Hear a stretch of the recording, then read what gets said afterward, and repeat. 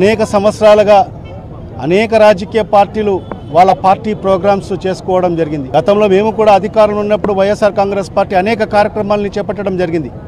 కానీ ఏనాడు కూడా ఈ రకమైన దుశ్చర్యలను చేపట్టిన దాఖలాలు లేవు. మనం ఏనాడు కూడా ఎన్టీఆర్ సర్కిల్ ని, ఎన్టీఆర్ విగ్రహాన్ని మరి ముట్టుకున్న పరిస్థితి కూడా లేదు. మరి అలాంటి దుస్సంప్రదాయాన్ని మరి ఈ రోజు తెలుగుదేశం పార్టీ నాయకులు తెరపైకి తీసుకొచ్చి ఈ రోజు ఆ మహానేత దివంగత ముఖ్యమంత్రి డాక్టర్ వైఎస్ రాజశేఖర రెడ్డి గారు ప్రజానాయకుడిగా పేరు పొంది ప్రజల గుండెల్లో ఆయన సుస్థిరమైన స్థానాన్ని సంపాదించుకొని పేద బడుగు బలహీన వర్గాల గుండెల్లో ఒక సుస్థిరమైన స్థానాన్ని సంపాదించుకున్న వ్యక్తిని మరి ఈ రోజు పచ్చ తొరణాలతో మరి ఈరోజు అలంకరించడము, మరి అదేవిధంగా ఒక రాజశేఖర రెడ్డి గారినే కాకుండా జాతీయ నాయకులు డాక్టర్ బిఆర్ అంబేద్కర్ గారు అయితే ఏమి, మహాత్మా గాంధీ గారు అయితే ఏమి, మరి అదేవిధంగా శ్రీకృష్ణదేవరాయలు అయితే ఏమి, అన్నమాచార్యులు అయితే ఏమి, మరి ఈ రకంగా అనేక మంది స్వాతంత్ర సమర యోధులు కూడా ఉన్నారు.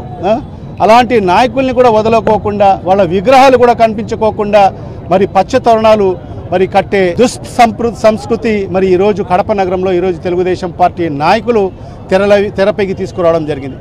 ఎందుకంటే వీళ్ళ ఆలోచన ఏంటంటే నిజంగా ఈరోజు చాలా మంది తెలుగుదేశం పార్టీ నాయకులు మాట్లాడుతున్నారు, ఇది జగన్ గడ్డ, ఆ గడ్డ పైన మేము ఈరోజు మహానాడు నిర్వహిస్తున్నామని చెప్పడం జరుగుతుంది. అయ్యా, మీరు చెప్పినా చెప్పకపోయినా ఈ వైఎస్ఆర్ జిల్లా అనేది జగన్ గడ్డ, జగన్ అడ్డా.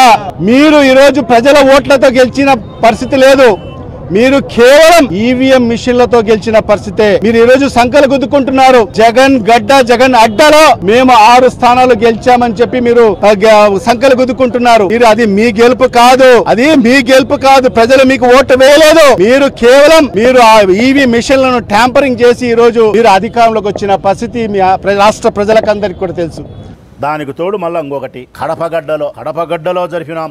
ఏం నాకు తెలియక అడుగుతాం, మీరు కడప సెంటర్లో రాజశేఖర రెడ్డి విగ్రహం ఉంటే రాజశేఖర రెడ్డి విగ్రహానికి చుట్టూరు మీరు కనపడకుండా మీరు జెండాలు కడతారా? సభ్యత ఉందా మీకు? రాజశేఖర రెడ్డి మేము రామారావు బొమ్మ ఉండే చోట మేము కట్టినామా? సెంటర్లో రాజశేఖర రెడ్డి విగ్రహం ఉంటే విగ్రహం చుట్టూరు మీరు పసుమయంతో జెండాలు కట్టి ఏం ఆనందాన్ని మీరు అనుభవించాలనుకుంటున్నారు? మీరు కడపగడ్డలో నడి రోడ్లో రాజశేఖర రెడ్డి విగ్రహం చుట్టూరు మీరు జెండాలు, తెలుగుదేశం పార్టీ జెండాలు కడితే రేపొద్దున ఒకరోజు మాకంటూ ఒక రోజు వస్తే, స్పష్టంగా చెప్తా ఉన్నా, మాకంటూ ఒక రోజు వస్తే, ఈ ప్రజలు ఈశ్వరుడు మాకంటూ ఒక రోజు ఇస్తే మేము రామారావు బొమ్మకు కట్టాం, మీ ఇండ్లకు కడతాం వైఎస్ఆర్ కాంగ్రెస్ పార్టీ జెండా. తెలుగుదేశం పార్టీ నాయకుల ఇండ్లకు కడతా వైఎస్ఆర్ కాంగ్రెస్ పార్టీ జెండా. రాసి పెట్టుకోండి ఇది, ఈ మాట. మీరు కడపగడ్డలో జరిపితే మీకు ఒక మాట చెప్పాల్సి వస్తుంది. ఈ కడపగడ్డలో ఇన్ని సంవత్సరాల తర్వాత మీరు మహానాడు జరిపి మీరు ఏదో సునకానందాన్ని పొందాలా, మేము కడపలో ఈ జరిపి మేము విపరీతమైనటువంటి ఆర్భాటం చేసి జగన్మోహన్ రెడ్డి మనుషులకు ఏదో బాధ కలిగించాలనే ప్రయత్నం చేయాలని మీరు అనుకుంటే అమాయకులారా. మీరు తెలుగుదేశం పార్టీ పెద్ద నాయకులకు చెప్తా ఉన్నా, నక్కకు పులి మాదిరి వాతలు పెడితే నక్క పులి అవుతుందే? నక్కకు పులి మాదిరి వాతలు పెడితే పులి కాదు, అది నక్కే. మీరు కడపగడ్డలో మహానాడు జరిపినా కూడా మీరే ఈ కడప ఎప్పుడైనా వైఎస్ రాజశేఖర రెడ్డికి సొంతం, ఈ కడపగడ్డ ఎప్పుడైనా జగన్మోహన్ రెడ్డి సొంతం. ఇది ఆయన్ని ప్రేమించే మనుషులు, ఇది ఆయనకు సంబంధించినటువంటి ఇలాకా. ఎప్పుడు ఎరగని విధంగా ఒక దుష్ట సంప్రదాయాన్ని తెలుగుదేశం పార్టీ ఈరోజు చేసింది. ఎందుకంటే ఎవరికైనా కూడా ఒక పార్టీలను గౌరవించాల్సిన అవసరం ఉంది. అందులో మహానాయకుడు, ప్రజల చేత గొప్పగా కీర్తించబడుతున్న శ్రీ వైఎస్ఆర్ విగ్రహాల కన్నిదానులకు పచ్చ తోరణాలు కట్టే సంప్రదాయాన్ని, ఒక దుష్ట సంప్రదాయాన్ని వాళ్ళు తెలుగుదేశం పార్టీకి వాళ్ళు తెరలేపడం జరిగింది. సో దాన్ని తీవ్రంగా ఖండిస్తూ వైఎస్ఆర్ కాంగ్రెస్ పార్టీ నాయకులందరూ, మా డిప్యూటీ సీఎం గారు, ఎక్స్ డిప్యూటీ సీఎం గారు శ్రీ అంజద్ బాషా గారు అయితేనేమి, మేయర్ సురేష్ బాబు గారు అయితేనేమి, మిగతా నాయకులందరూ కూడా ఈరోజు నిజంగా కూడా చాలా బాధపడి మేమందరం కూడా దానికి ఒక అల్టిమేటం ఇచ్చే కార్యక్రమం చేయడం జరిగింది. పెద్ద ఎత్తున ఆందోళన చేస్తామని చెప్పేసి అధికారులు తర్వాత ఆ పార్టీ వాళ్ళు కూడా స్పందించి వాళ్ళు తీయడం జరిగింది. దాని ఆ పాపం కడగడం కోసం మేమందరం కూడా ఈరోజు వైఎస్ఆర్ విగ్రహం దగ్గర పాలాభిషేకం చేసే కార్యక్రమం చేయడం జరిగింది అన్నమాట. మహానాడు అనేది కాదు, అది మహానాడు కాదు, దగానాడు. అదే కాకుండా ఒక దుర్మార్గమైన నాడు అది అన్నమాట. ప్రజలను మోసం చేసి వచ్చిన నాడు అన్నమాట అది. సో డెఫినెట్గా ప్రజలు ఇవన్నీ కూడా గమనిస్తున్నారు. డెఫినెట్గా బుద్ధి చెప్పే కార్యక్రమం జరుగుతుంది అనమాట. ఒక రాజశేఖర రెడ్డి గారి విగ్రహమే కాదు, అంబేద్కర్ విగ్రహానికి దానికి కూడా పచ్చతోరణాలు కట్టే కార్యక్రమం అంతా కూడా చేసిన పరిస్థితి అనమాట.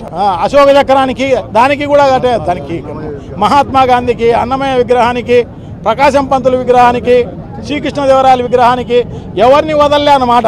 అందరినీ కూడా వాళ్ళ మెడలకు కట్టిన పరిస్థితి అన్నమాట. ఎంత దారుణం! దీనికి ఒక గౌరవము, ఒక కథ, ప్రజలంటే ఇది ఏమీ లేదన్నమాట. ప్రజాస్వామ్యం అనేది ఏం లేదు. ఇదంతా దోపిడీ రాజ్యం అన్నమాట. వైఎస్ఆర్ కాంగ్రెస్ పార్టీ నాయకులను, కార్యకర్తలను అందరినీ హింస చేసే కార్యక్రమం చేస్తున్నారు తప్ప ఇంకొక కార్యక్రమం చేసిన పరిస్థితి లేదు. సో డెఫినెట్గా బుద్ధి చెప్పే రోజు తొందరలోనే వస్తుంది అని చెప్పి తెలియజేసుకుంటున్నాను. Thank you. పెద్ద దగానాడు జరగబోతోంది. ఎవరికి మహానాడు అది? ఈ రాష్ట్ర ప్రజలకైతే మాత్రం 100% అది దగానాడు మాత్రమే. కేవలం ఆంధ్రప్రదేశ్లో ఉన్నటువంటి రాష్ట్ర ప్రజలకే కాదు, గడిచిన ఒక వారం రోజులుగా ఎక్కడ చూసినా కూడా జరుగుతున్నటువంటి తంతులు, దాంట్లో వింటున్నటువంటి ఏడుపులు, పెడబొబ్బలు అన్నీ మనం ఒకసారి బేరీజ్ వేసుకుంటే ఆంధ్ర రాష్ట్ర ప్రజలకి మాత్రమే దగానాడు కాదది. జెండా మోసిన తెలుగుదేశం పార్టీ కార్యకర్తలకు కూడా దగానాడు అనేది అర్థమవుతుంది. ఇది నేను చెప్పట్లా, వైఎస్ఆర్ కాంగ్రెస్ పార్టీ చెప్పట్లా. టీడీపీ కార్యకర్తలు, నాయకులు వాళ్లే ఈ మినీ మహానాడులో చెప్తాం, చూస్తూ ఉన్నాం. ఈ కడపలో జరగబోయేది దగానాడైతే జిల్లాకి జరిగినటువంటి మినీ మహానాడులన్నీ కూడా ఆక్రోశ నాడులుగా జరిగినటువంటి విషయాన్ని రాష్ట్ర ప్రజలందరూ కూడా మనందరం గమనించాం. ప్రతి ఛానలు ఈ ఆక్రోశ నాడుల్ని లేదా మినీ మహానాడు పేరుతో జరుగుతున్నటువంటి తెలుగుదేశం పార్టీ కార్యకర్తల ఆక్రోశ నాడుని మనందరం వీక్షించాం. ఒక జిల్లాలో పాపం ఆయన సీనియర్ మంత్రి గారు, మాజీ మంత్రి గారు కూడా, సీనియర్ శాసనసభ్యుడు, కేంద్ర మంత్రికి మామగారు, ఆయన ఆక్రోశం, ఆయన బాధ, ఆయన వ్యధ చెప్పనలవి కాదు. పాపం ఆయన బాధ నిజంగా అంటే వైఎస్ఆర్ కాంగ్రెస్ పార్టీ ఓడుగానో లేదా మాజీ మంత్రివర్యులు, మాజీ వైఎస్ఆర్ కాంగ్రెస్ పార్టీ మహిళా విభాగ అధ్యక్షురాలైనటువంటి రోజా గారి కుటుంబ సభ్యులు, ఆవిడ అభిమానులు, వారికి బాధ కలుగుద్దో కలగదో తెలియదు. కానీ ఇంకెవరికి చూసినా కూడా ఆయన వర్ణనాతీతమైనటువంటి ఆయన వ్యధా బాధలు చూస్తే ఈ బాధ పగోడికి కూడా రాకూడదురా అని చెప్పి జాలిపడేటువంటి పరిస్థితి.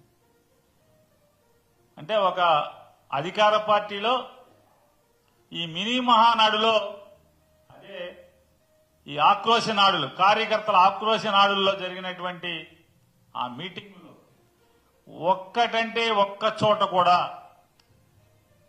సంవత్సర కాలంగా మమ్మల్ని నమ్మి మాకు ఓటేశారు, ఈ రాష్ట్ర ప్రజలకి ఇన్ని మేళ్లు చేశాము అని గర్వంగా ఒక్కడంటే ఒక్క నాయకుడు గాని, ఒక్క ఎమ్మెల్యే గాని, లేదా ఒక్క కార్యకర్త గాని ఎక్కడ గర్వంగా జబ్బగదలుచుకున్నది గాని, కాలరెగరేసి మీటింగ్ చెప్పిన దాఖలాలు ఎక్కడా లేవు 26 జిల్లాల్లో. ఒక్కటంటే ఒక్క చోట కూడా. లేదా ఈ ఆంధ్ర రాష్ట్రానికి 40 ఏళ్ల ఇండస్ట్రీ, అలాగే ఓ 15-20 ఏళ్ల ఆవేశం స్టారు, లేదా రెడ్ బుక్ స్టారు, వీళ్ళందరూ కలిసి, వీళ్ళ ముగ్గురు కలిసి, లేదా వీళ్ళందరూ మాకు మా అందరికీ పెద్ద బాస్ అని చెప్పుకుంటున్న మోడీ గారు కానీ వీళ్ళందరూ కలిసి రాష్ట్రానికి ఏమన్నా ఓడబడిచింది అంటే ఒక్కటి కూడా ఈ సంవత్సర కాలంలో ఈ జిల్లాకి ఇది పొడిచామని చెప్పి ఎక్కడ ఒక్కళ్ళు కూడా గర్వంగా చెప్పుకున్నటువంటి సంఘటన లేదు. ఈరోజు ప్రతి కార్యకర్త కష్టాన్ని చూస్తూ ఉన్నా కాబట్టి చెప్తా ఉన్నా. ఇంతకుముందు మన హయాంలో మనం వచ్చే టయానికే కోవిడ్ మహమ్మారి మధ్యలో 2019 జూన్లో మనం ప్రమాణ స్వీకారం చేశాం. ఆ తర్వాత ఆ మార్చిలోనే ముగియక మునిపే ఒక సంవత్సరం కూడా సరిగ్గా ముగియక మునిపే 2020 మార్చి వచ్చేసరికి వెంటనే కోవిడ్ వచ్చింది. ఆ తర్వాత 2 సంవత్సరాలు కోవిడ్తో మనం యుద్ధం చేయాల్సిన పరిస్థితుల మధ్య మన పాలన సాగింది. బహుశా కార్యకర్తలకు అనుకున్న మేరకు బహుశా నేను చేయలేకపోయి ఉండొచ్చు. కానీ ఇవాళ ఒకటే చెప్తా ఉన్నా, ఈరోజు ఈ కష్టాన్ని చూసిన వ్యక్తిగా చెప్తా ఉన్నా, రేపొద్దున ఇలా ఉండదు. రేపొద్దున జరిగే ప్రతి విషయంలోనూ వైఎస్ఆర్సీపీకి కార్యకర్తే నెంబర్ 1గా ఉంటాడని మాత్రం ఖచ్చితంగా చెప్తా ఉన్నా. ప్రతి కార్యకర్తకు నేను ఒకటే చెప్తా ఉన్నా, ఎవడెవడైతే మీకు అన్యాయం చేశాడో పర్వాలా, అన్యాయం చేయండి, చేయించుకుంటాం, టైం మీది, కానియండి, కొట్టండి అని చెప్పండి. ఆడు ఎవడు ఏం చేస్తా ఉన్నాడో పేరు రాసుకోండి. రెడ్ బుక్ అని నేను చెప్పను, కానీ పేరైతే రాసుకోండి. మీరు ఏ బుక్లో రాసుకున్నా పర్వాలా, పేరైతే మీరు రాసుకోండి. దాని తర్వాత మాత్రం అన్యాయం చేసినోనికి సినిమా మాత్రం మనం చూపిస్తామని చెప్తాను. ఆ మనిషి రిటైర్డ్ అయి ఉన్నా కూడా లాక్కొని వస్తా, ఆ మనిషి దేశం విడిచిపెట్టిపోయినా లాక్కొని వస్తా. ఎవరిని వదిలిపెట్టేది ఉండదు. ఒక్కొక్కడికి మాత్రం సినిమా మాత్రం ఎలా చూపించానో అలా చూపిస్తామని మాత్రం చెప్తాను. ఖచ్చితంగా ఏదైతే నాటుతున్నారో, ఏదైతే ఇత్తుతున్నారో, ఇది రెండింతలు వీళ్ళకు పండే కార్యక్రమం కూడా జరుగుతుందని మాత్రం ప్రతి కార్యకర్తకు గట్టిగా చెప్పండి. ఎందుకనంటే ఈరోజు రాష్ట్ర వ్యాప్తంగా ఇదే జరుగుతూ ఉంది. ఒక్కొక్కని కథ వింటూ ఉంటే నిజంగా మనసుకు బాధ కలుగుతుంది. ఆ బాధ ఎలాంటి బాధ అంటే చెప్పలేం. అసలు మంగళగిరిలో ఒక పాపను, కృష్ణవేణి మంగళగిరి పాప, సోషల్ మీడియా పాప తీసుకొని పోయి, ఆడపాపను కూడా, ఆడకూతురు అని కూడా చూడుకోకుండా తీసుకొని పోయి హైదరాబాద్ నుంచి ఎత్తుకొని వచ్చి స్టేషన్లలో పెడతా ఉన్నారు. ఆడవాళ్ళను, ఆడకూతుర్లను కూడా చూడుకోకుండా కేవలం వీళ్ళకి వ్యతిరేకంగా పోస్ట్ పెట్టిందని ఇంత దౌర్జన్యంగా జరుగుతూ ఉన్నారు. వంశీ అని ఇప్పటికి 1.5 అయిపోయింది. ఒక కేసులో బెయిల్ వస్తుంది, బెయిల్ వచ్చిన వెంటనే ఇంకొక కేసు, మళ్ళీ ఆ కేసులో బెయిల్ వస్తుంది, బెయిల్ వచ్చిన వెంటనే మళ్ళీ ఇంకొక కేసు. ఇప్పటికి 11 కేసులు. ఒక కేసు అయిపోయినాక ఒక కేసు, ఒక కేసు అయిపోయినాక ఒక కేసు. 2 నెలలు దాదాపుగా వంశీ ఈరోజు జైల్లోనే కనపడతా ఉన్నాడు.